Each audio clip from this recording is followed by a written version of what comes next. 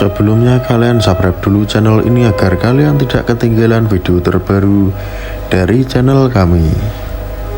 Namanya tenggelam digantikan ketenaran Gajah Mada. Siapa sangka inilah sosok patih pertama Majapahit yang berakhir tragis setelah dilengsarkan. Sosok Gajah Mada sebagai Mahapatih Majapahit dan menjadi salah satu tokoh yang membawa kejayaan bagi kerajaan tersebut pasti sudah tak asing lagi. Sebelum Gajah Mada, ada patih pertama Majapahit yang sangat berjasa, yakni Patih Nambi. Nambi juga merupakan salah satu sahabat Raden Wijaya, pendiri Majapahit, yang berperan besar dalam merintis kerajaan bersama Ranggalawe, Kebuanabrang, dan Lembu Sora. Atas kesetiaan dan jasanya, Nambi kemudian dinobatkan sebagai patih pertama kerajaan Majapahit. Nambi adalah sosok yang sangat jujur, kalem, dan sangat setia dengan kawannya. Pengangkatan Nambi menjadi Mahapatih mendapatkan protes keras dari Ranggalawe.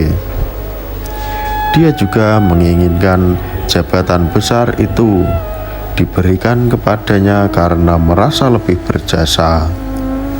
Saat sama-sama berjuang dengan Raden Wijaya, Ranggalawe juga ikut membantu dalam membabat hutan serta mengusir tentara Mongol yang datang sehingga Majapahit akhirnya berdiri.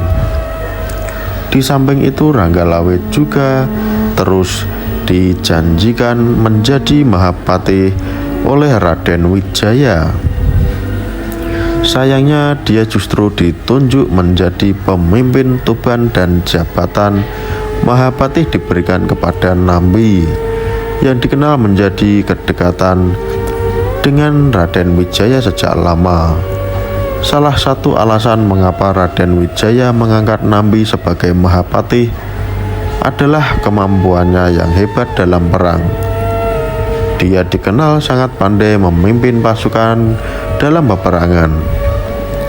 Nambi juga sangat ahli dalam urusan administrasi yang kemudian digunakan oleh Raden Wijaya untuk membangun Majapahit hingga akhirnya terus berkembang. Memasuki generasi kedua dari kerajaan Majapahit, posisi Nambi mulai diusik oleh seorang penasehat istana.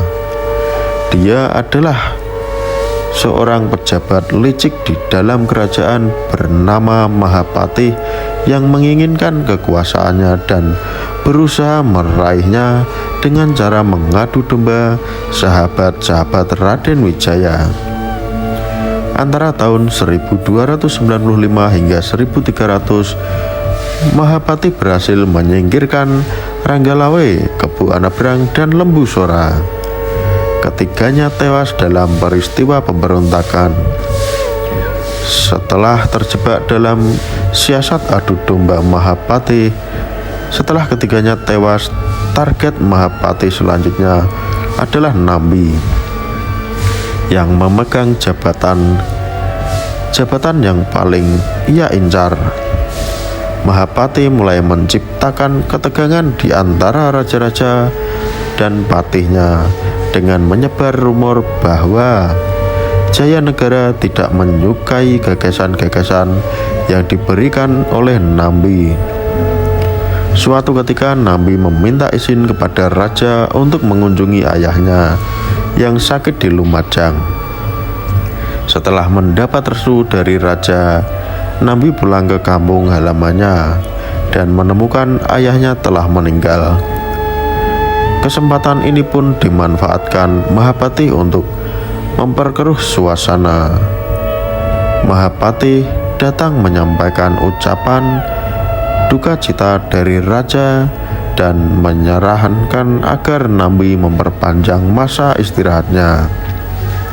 Nabi pun setuju dan Mahapati segera meminta izin kembali ke istana untuk menyampaikan berita kepada raja. Namun sesampainya di hadapan Raja Jayanegara, Mahapati justru menyampaikan fitnah bahwa Nabi menolak untuk kembali dan sedang mempersiapkan pemberontakan.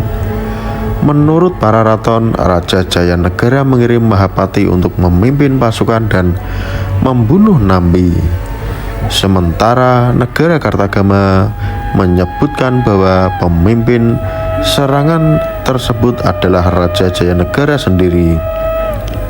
Terlepas dari perbedaan pemimpin serangan yang disebutkan dua kitab tersebut, para raton maupun negara Kartagama menyatakan bahwa kematian Nabi terjadi pada 1316.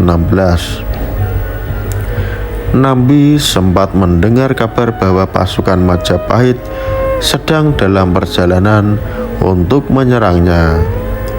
Nabi pun mencoba mendirikan benteng di Gending dan Pajarakan dalam waktu yang sangat terbatas. Namun kedua benteng yang menjadi sasaran pertama pasukan Majapahit itu dengan mudah dihancurkan. Nabi beserta keluarganya tewas dalam pertempuran. Peristiwa ini sekaligus menandai jatuhnya Lumajang. Begitulah apa pendapat video ini. Silahkan beri komentar di bawah ini.